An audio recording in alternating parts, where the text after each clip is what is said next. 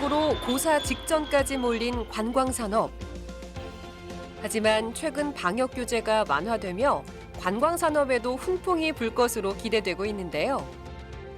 무너진 관광산업 생태계를 되살리려면 어떻게 해야 할지 한국여행업협회 오창희 회장과 이야기 나눠봅니다. 코로나19라는 대형 악재가 시작된 후 국내 여행업계는 사실상 존폐를 걱정할 정도로 큰 타격을 입었었습니다. 이제야 각국이 좀 빗장을 조금씩 풀면서 여행업계도 기대감을 갖고 있는데요. 네, 하지만 코로나 이전으로 돌아가기까지는 여전히 해결해야 할 문제들이 많다고 합니다. 오늘 오창희 한국여행업협회장과 함께 이야기 나눠보도록 하겠습니다. 어서 오십시오. 안녕하세요. 네, 안녕하세요. 네, 표정이 조금 밝아지신 것 같습니다.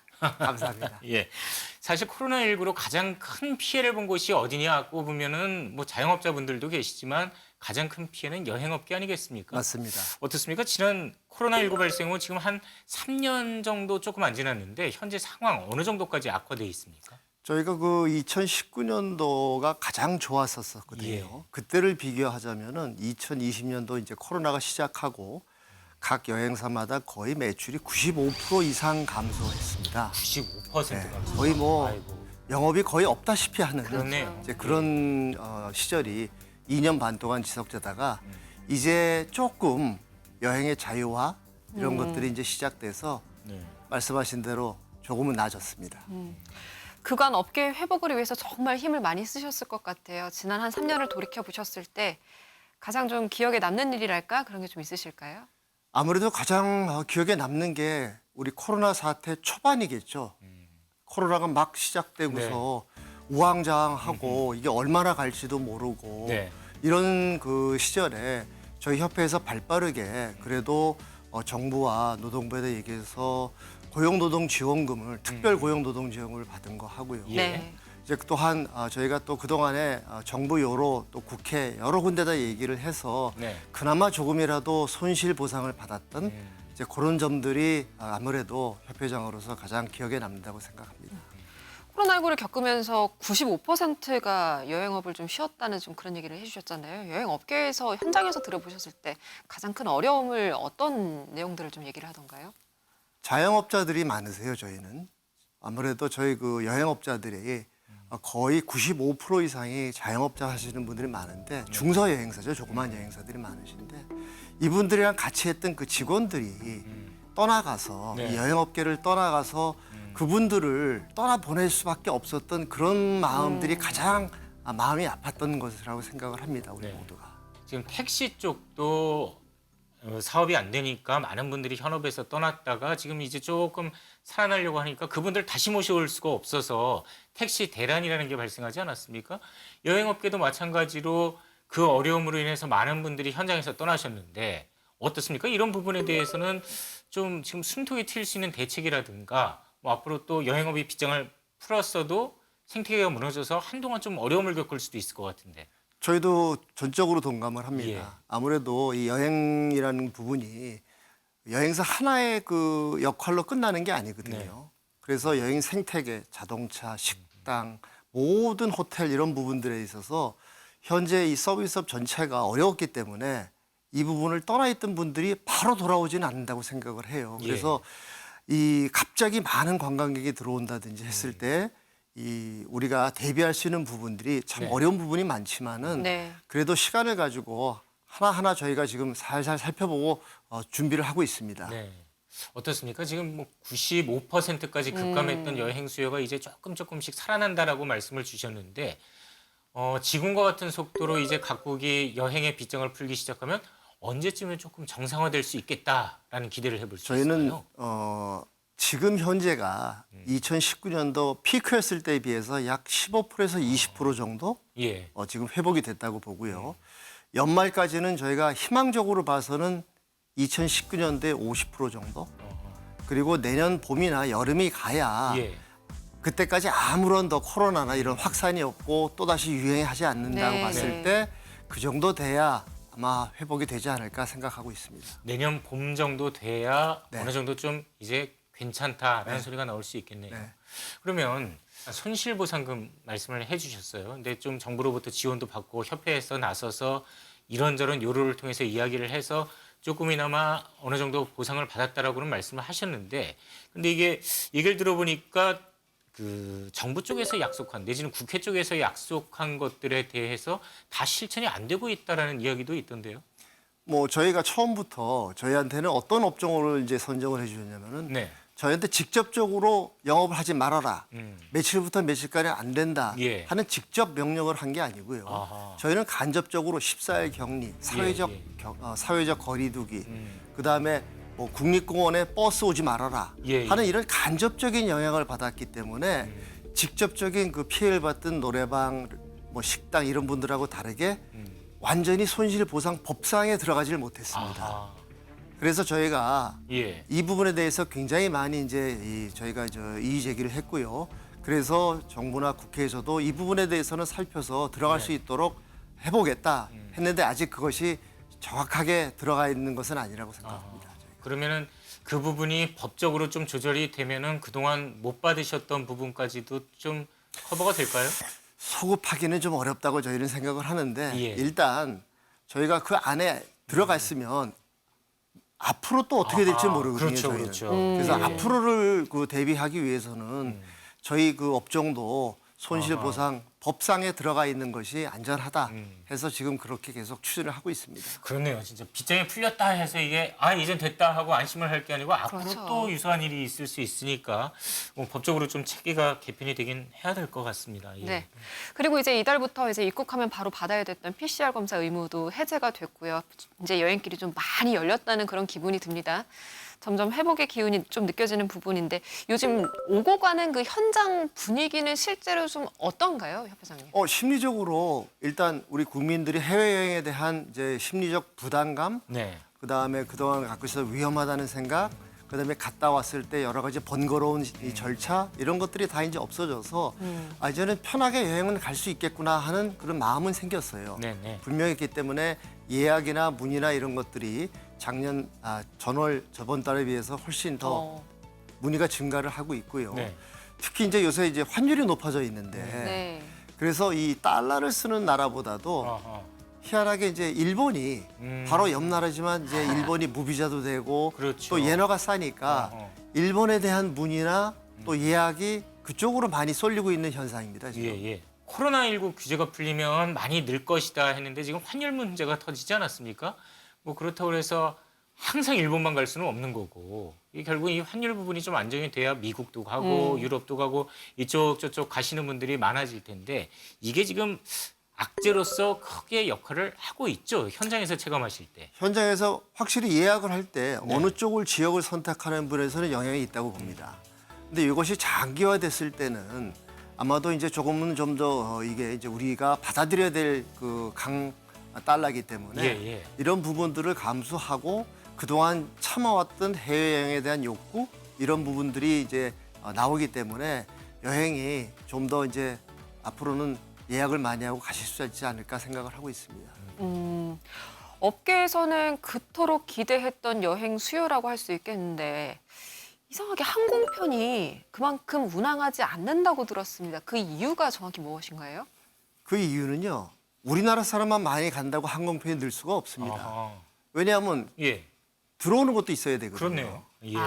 그렇기 때문에 네. 우리나라에서 나가는 소위 말하는 아웃바운드 해외 여행객도 있어야지만 들어오는 외국 관광객도 거기에 따라서 받쳐줘야 예. 비행기가 좌석을 아무래도 다 채울 수가 있기 때문에 우리나라에서도 지금 현재 정부나 이제 여러 저희도 노력을 많이 하고 있고 해서 네. 외국인 관광객을 받는 네. 이런 부분에서 불편한 것이 없도록 하나하나 저희가 또 체크하고 준비를 하고 거기에 따라서 맞이할 여러 가지 차별을 갖추고 있습니다. 업계가 올스톱 됐던 시간이 긴 만큼 뭐 항공편도 이제 제자리로 와야겠지만 원 상태로 복구하기까지는 시간이 좀 걸리는 문제일 것 같습니다. 지금 현장에서는 어떤 지원들이 좀 이루고 있는지요? 저희가 지금 요새 가장 느끼고 있는 게 뭐냐면요. 그 무비자 입국에 대해서 네.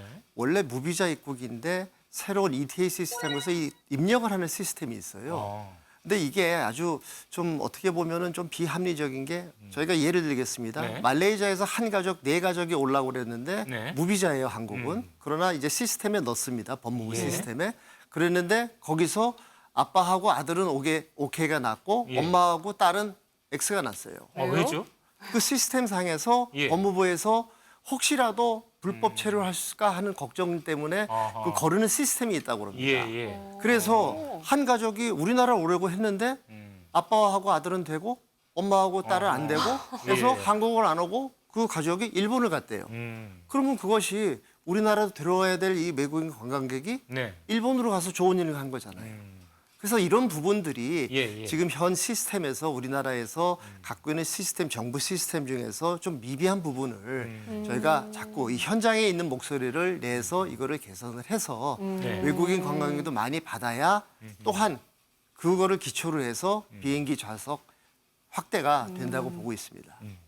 사실 그런 그 제도적인 부분도 있겠지만 그 뭐라 그럴까요? 예전에는 뭐 다이나믹 코리아 뭐 이런 식으로 해가지고 해외에 한국 그 꼭 와라 뭐 이런 식으로 해서 여러 가지 국가적인 이벤트도 있고 홍보도 있고 했는데 요즘 코로나 때문인지 그런 걸 약간 뭐좀 눌러놨다고 할까요? 그런 네. 분위기도 좀 있는 것 같아요.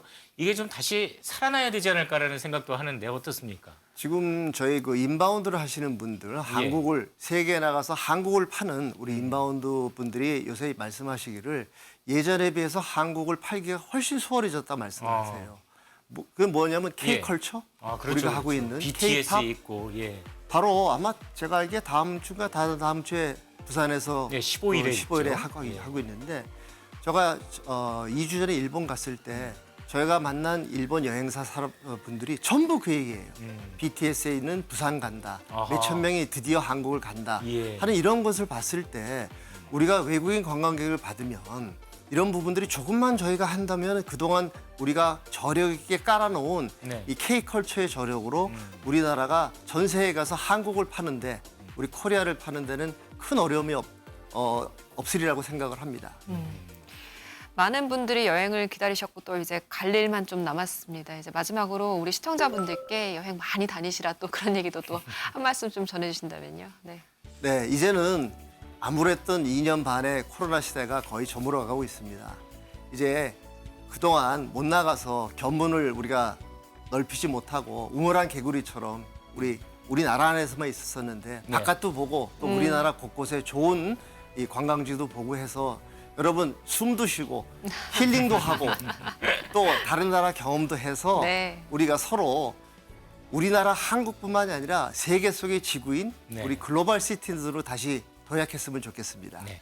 네, 이 혼자만의 여행이든지 또 친구나 연인, 가족과의 여행이든지 그 여행은 그 자체만으로도 우리를 설레고 또 행복하게 만들지 않습니까? 맞아요. 하루빨리 이 국내 여행 산업 생태계가 복원이 돼서 많은 사람들이 자유롭고 행복하게 여행을 즐길 수 있었으면 좋겠습니다. 네, 현 회장님의 말씀은 여기까지 듣도록 하겠습니다. 오늘 고맙습니다. 감사합니다.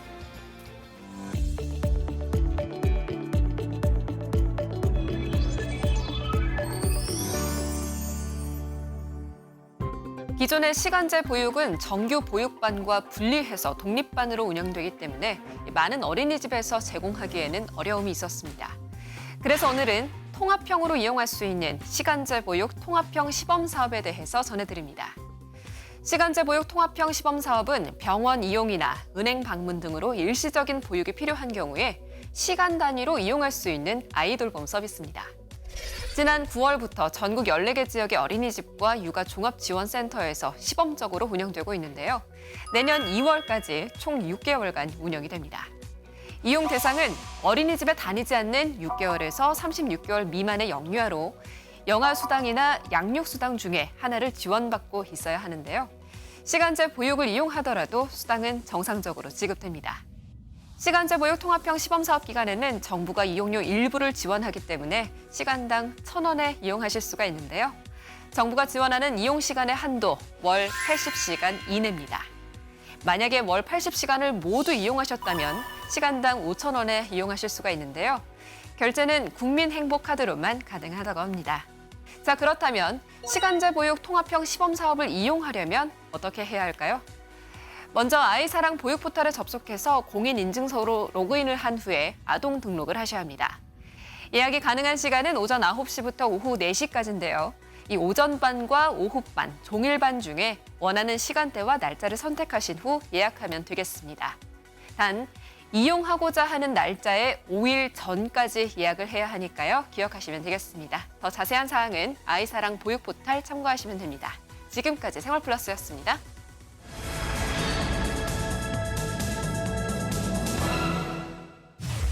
코로나19 이후 비약적으로 발전한 바이오 산업. 하지만 정부의 예산 삭감 소식에 성장에 제동이 걸린 상황인데요. 세계 바이오 강국으로 도약하려면 어떻게 해야 할지 한국바이오협회 이순규 부회장과 이야기 나눠봅니다. 코로나19 사태 과정에서 눈에 띄게 급성장한 분야 바로 바이오 산업입니다.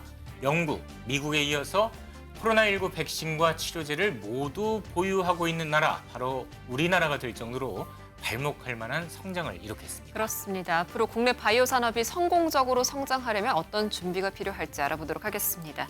오늘 한국바이오협회 이승규 상임부회장 함께하십니다. 어서 오세요. 어서 오십시오. 반갑습니다. 네, 반갑습니다. 이 코로나19 이후에 국내 바이오 산업 참 크게 성장했다라는 소리를 심심치 않게 듣습니다. 그런데 이 바이오 관련해서 창업하시는 분이 워낙 많기 때문에 이래서 그런지 지금 회원사가 한 2배로 늘어났다면서요. 그런데 예. 이 회원사가 늘어날 때도 뭐 특정 분야가 있지 않겠습니까? 어느 예. 분야가 좀 많이 늘었죠? 회원사가 들어오는 걸 보면 산업의 트렌드가 좀 보입니다. 그러니까 이전에는 주로 신약 개발 쪽에 좀 많이 들어왔다면 요새는 디지털 헬스케어 쪽에 그러니까 AI를 이용하거나 아니면은 데이터를 이용해서 뭔가 알고리즘 만들어서 산업에 응용하는 그런 쪽 벤처들이 창업이 급성장돼가지고 그런 회사들이 좀 늘은 것 같고요. 특히 이제 신약에 관련된 부분의 벤처들은 뭐 계속적으로 끊임없이 늘어나기 때문에 그 두 개가 가장 큰 것 같습니다. 많은 회원사를 두고 계시다 보니까 또 진행하시는 업무들도 많을 것 예, 같습니다. 협회에 들어온 회원사들은 어떤 지원을 받고 있는 건가요? 그러니까 이제 저희 협회가 들어오는 분야서부터 시작해서 사이즈까지가 진짜 다양합니다. 그러니까 그래서 아주 큰 대기업, 웬만한 제약사서부터 KT까지의 큰 회사서부터 시작을 해서 네. 어저께 창업한 벤처까지 있거든요. 그러니까 저희 같은 경우는 아무래도 좀 바이오 산업이라고 하는 게 국내 시장을 타겟한다기보다 글로벌 시장을 타겟하기 때문에 글로벌 프로그램들을 많이 저희가 레이징을 합니다. 그래서 많은 벤처나 그 회사들이 갖고 있는 기술들이 글로벌할 수 있게 하는 게 하나 있고요. 또 이제 여기에 따라서 인력 양성도 반드시 필요하거든요. 그렇죠. 저희 같은 경우는 고등학생서부터 시작해서 재직자까지 매년 한 2,300명 정도를 트레이닝을 시켜가지고 산업에 그 지원하거나 하는 프로그램도 같이 합니다. 그래서 그런 지원도 있고 그다음에 또 하나는 이제 아까 말씀하셨지만 저희 이제 회원사들이 다양한 포트폴리오를 가지고 있기 때문에 이 기업 간의 융화, 기업 간의 오픈 이노베이션에 관련된 부분에 저희가 좀 더 집중하고 있고요. 그다음에 당연하게 이제 협회는 어떤 산업을 대표해서 정부 정책이라든지 규제라든지 이런 것들을 저희가 계속적으로 좀 선진화한다든지 그동안에 문제가 있는 규제를 개선한다든지 하는 그런 프로그램들을 끊임없이 진행을 하고 있습니다. 보통 우리가 바이오 업체다 그러면 이제 뭐 약품이라든가 어떤 제품을 만들어서 수출을 하던가 아니면 팔던가 할 텐데 최근 들어서는 이 기술 수출 쪽에 조금 더 초점이 옮겨가고 있다 이런 얘기를 들은 것 같아요. 기술 수출이 실제로 활발하게 일어나고 있습니까? 아주 활발하게 일어나죠. 그러니까 이제 2020년만 되더라도 보통 한 15개에서 10조 정도의 기술 수출이 일어났고요. 예. 그다음에 2021년대는 13조. 그다음에 회사는 33개. 예, 이 건으로 그 기하급수적으로 기술 이전이라고 하는 그 아이템이 늘어나고 있는데 네. 그거는 산업의 발전 속도랑 같은 것 같아요. 그러니까 특히 이제 신약 개발하는 그 산업 분야는 네. 곧바로 미 FDA에 통과해서 약을 만들기가 참 쉽지가 않습니다. 특히 이제 우리가 같이 이제 후발 주자 같은 형태는 더더욱 하기 때문에 네. 그래서 많은 이제 그 산업적으로 하는 것이 기술 이전을 통해서 기술을 입증을 하고 그다음에 계속 그 입증된 기술을 쌓고 거기서 들어오는 수입을 가지고 예. 임상을 하는 그런 산업 생태계를 가지고 있기 때문에 어찌 보면 느리긴 하지만 그렇다고 아주 빠르진 않지만 정상적인 단계로 우리나라의 제약 산업은 진행하고 있는 것 같습니다. 지금 이제 선순환 바퀴가 돌기 시작한 단계다 이렇게 생각하면 그렇죠. 될까요? 예, 정확하게 보셨습니다. 그런데 지금 이제 선순환의 바퀴가 좀 돌까 싶은데 지금 뭐 한마디로 전 세계적으로 상당히 좀 상황이 예. 복잡해졌어요. 예. 우선 이 미국에서 이 바이오 산업을 포함해서 특히 좀 첨단 산업이라고 하는 곳에 있어서는 이제 미국 우선주의, 그러니까 국내 공장을 만들어서 미국 수요를 충당을 해라. 뭐 이런 식으로 흐르고 있지 않습니까? 예, 예. 아무래도 좀 영향이 있지 않겠습니까? 영향이 나쁜 영향만 있는 것 같지는 않습니다. 어. 그러니까 이제 미국도 그렇고 중국도 그렇고 많은 네. 나라들이 그 바이오 산업에 여러 가지 이제 액션 플랜을 만드는 이유가 크게 두 가지라고 보고 있는데요. 하나는 자국 내 바이오 산업을 육성시키는 게 하나 있을 것 같고요. 예. 그다음에 지금같이 아주 혼란한 시기에 바이오 산업의 거버넌스를 확보하기 위한 전략 두 개가 있는 것 같거든요. 네. 과연 지금 우리나라는 어떤 위치냐면 아직까지는 저희는 팔로우 위치이기 때문에 전략을 잘 구사를 해야 되겠죠. 그렇지만 지금 보면 이번에 이제 미국 바이든 행정명령 나온 걸 보면 물론 생산에 관련된 부분에 미국 자국 내 생산을 하지만 글로벌하게 봤을 때 과연 미국이 자체적으로 단기간에 생산할 수 있을지 관련된 부분을 저희가 고심을 한번 해봐야 되고 그런데 우리나라가 갖고 있는 경쟁력이 뭐냐면 경제성 있게 안전한 바이오 의약품을 만들 수 있다라고 하는 그런 형태를 가지고 있기 때문에 예. 제가 보기에는 경쟁력이 있다고 보고 있고요.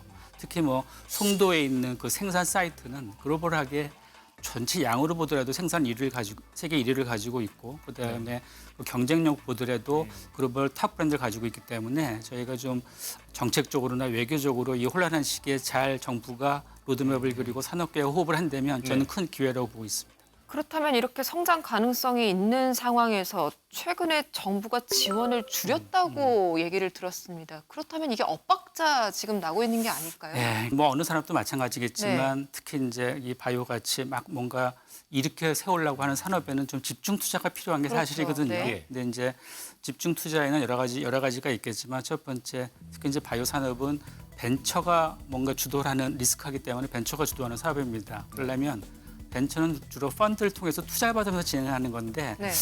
정부에서 이번에 뭐 펀드 조성하는 비용도 많이 삭감도 되기도 했고 그다음에 이제 그런 부분들이 산업계에서는 좀 더 우려를 하는 부분이 있죠. 근데 뭐 지금 미국도 그렇고 중국도 그렇고 바이오 산업을 자체 다음 먹거리를 생각하면서 많은 정책을 내고 있는데 네. 우리나라도 진짜 좀 산업계가 막 좀 자신 있게 뛰어갈 수 있는 정책적인 제도라든지 그다음에 자금적인 부분을 좀 더 집중할 필요는 분명히 있다고 봅니다. 누군가가 좀 주도적으로 주도권을 쥐고 뭐 관련된 부처 딱 모아서 이런 뭐 정책을 하자 이렇게 한번 이 방향으로 가보자 이런 역할을 하는 중심 부처가 있어야 되는데 예. 지금 말씀 들어보니까 그런 컨트롤 타워가 좀 없을 수도 있겠다 이런 생각이 들거든요. 협회 입장에서 보셨을 때도 그렇습니까? 바이오 산업이라고 하는 게 여러 부처랑 연관될 수밖에 없습니다. 우리 네. 인허가도 겹치게 되고 규제도 겹치게 되고 지능도 있다 보니까 이게 뭔가 철학에 안 맞는 구조들이 좀 많거든요. 예. 그래서 이제 우리나라 같은 이제 산업계에서 어떤 일을 요청을 하냐면 뭔가 정부에서 큰 그림을 좀 그리자. 특히 이제 바이오 산업이라고 하는 게 제약도 있지만 제약, 디지털, 여러 가지 그린 바이오, 화이트 바이오 여러 가지 바이오가 있는데 이게 다 얽혀 있는 거거든요. 그리고 네네. 점점 더 이제 그레이존이 생기게 되니까 이런 부분을 정확하게 그릴 수 있는 좀 거버넌스를 가지고 그 거버넌스에서 정확한 로드맵을 그리고 그다음에 그 로드맵에 따라서 교제 선진화든지 여러 가지 부분들을 좀 부스팅할 때가 저는 지금이 적기라고 봅니다. 예. 바이오 선진국의 사례를 보면 좀 참고가 될 것 같습니다. 그 나라에서는 어떻게 뭐 컨트롤 타워가 중앙에 좀 있는 편입니까? 어떻습니까? 그 이번에 미국 행정명령을 볼 때 보면 네. 대통령실에서 모든 로드맵을 작성을 했어요. 예. 그래서 보건복지부 형태의 그다음에 국방부까지 들어와서 그 이번에 바이든 행정명령에 약간 저희가 주의해야 될 게 뭐냐면 거기는 제약만 건드린 게 아니고요. 모든 바이오 산업에 관련된 에너지까지를 다 건드린 거거든요. 그다음에 올해 5월에도 중국에서 바이오 산업 발전 전략을 어나운스를 했는데 그때도 에너지서부터 시작해서 모든 분야의 바이오 솔루션을 중국이 제공하겠다.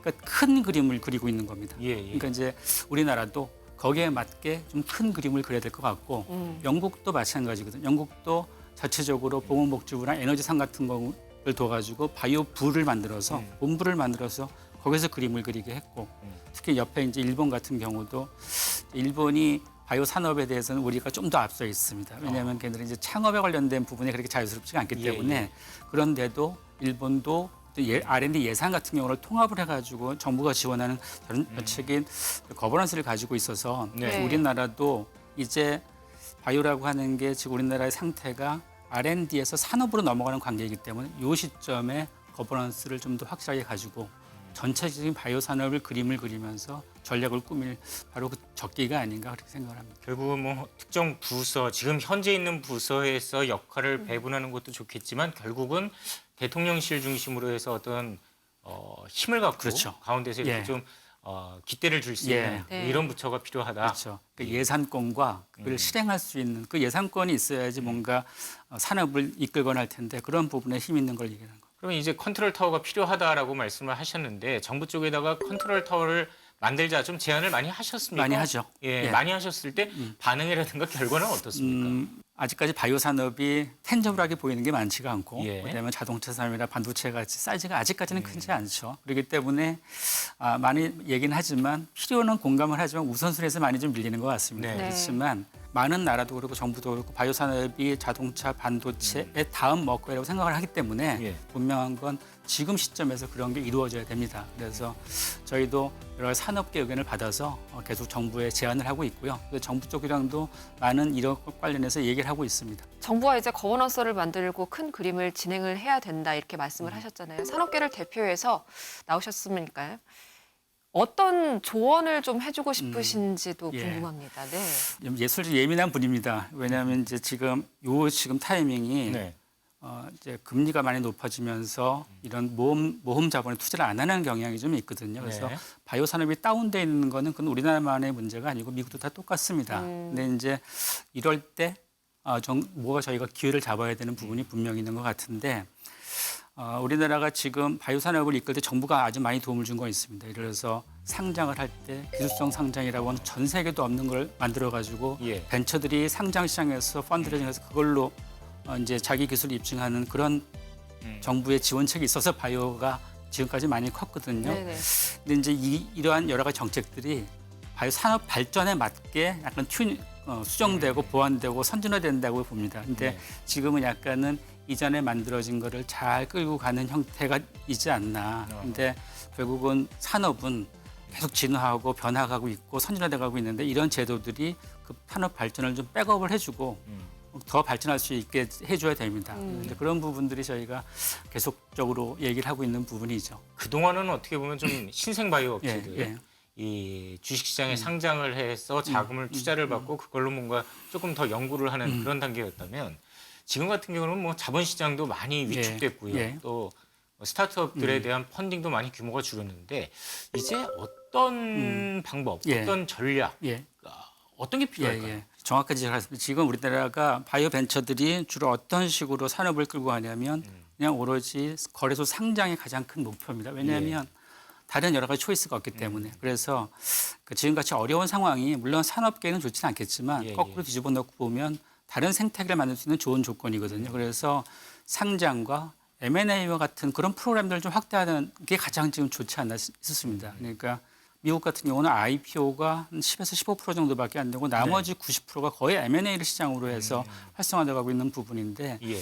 우리나라 같은 경우는 좀 거의 IPO가 거의 한 80, 90%를 차지하기 때문에 네. 여기서 나오는 여러 가지 문제점도 생기게 되고요. 그래서 저희가 어차피 지금 같은 어려움을 겪게 되고 그다음에 또 새로운 탈출구를 찾아야 된다면 좀 더 M&A로 활성화시키는 그런 부분들이 좀 저희가 좀 정부 정책도 그렇고 산업계도 많은 노력을 해야 된다고 생각을 하고요. 네네. 내부에 있는 여러 가지 다양한 사이즈의 회사들이 있기 때문에 그런 프로그램, 전략적 투자자를 구하는 프로그램들을 지금 저희가 만들어서 진행을 하고 있습니다. 마지막으로 이 부분에 대해서는 좀 한마디는 해야 네. 되겠다 싶으신 거 어떤 게 있을까요? 이 바이오 산업이라고 하는 것이 지금 성장하려고 기회를 잡고 있는 산업입니다. 네. 네. 그리고 다른 많은 나라들도 여기서 새로운 기회를 잡으려고 하고 있고 결국은 여기서 정부가 어떻게 하냐에 따라서 이 산업이 크기도 하고 작아지기도 하고 네. 물론 기업도 분명히 어떤 충분한 롤이 있겠죠. 그렇지만은 이게 뭔가 산업이 성장할 때는 정부가 산업을 리드한다기보다는 민간이 진행을 할 수 있게 하고 네. 그다음에 정부는 플랫폼만 깔아주면 되는 거거든요. 그런 면에서는 투자에 관련된 부분과 여러 산업적인 규제에 관련된 부분이 좀 더 산업개혁이 반영이 돼서 네. 개선나갈 수 있는 그런 부분의 자세가 좀 필요하지 않을까 생각을 합니다. 네, 많은 분들께서 바이오 산업은 반도체와 IT에 이어서 우리나라 미래 먹거리 산업이 될 것이다. 이렇게 이야기를 하고 있습니다. 우리나라뿐만 아니라 세계적으로도 바이오 산업이 폭발적인 성장세를 보이면서 각국의 주력 산업 중 하나로 꼽히고 있죠. 그만큼 경쟁이 치열하다는 이야기일 텐데요. 그렇습니다. 급성장한 국내 바이오 산업이 꾸준하게 성장을 해서 세계 바이오 강국으로 도약할 모습 기대해 보도록 하겠습니다. 자, 오늘 토요포커스는 여기서 모두 마칩니다. 함께해 주신 여러분 고맙습니다.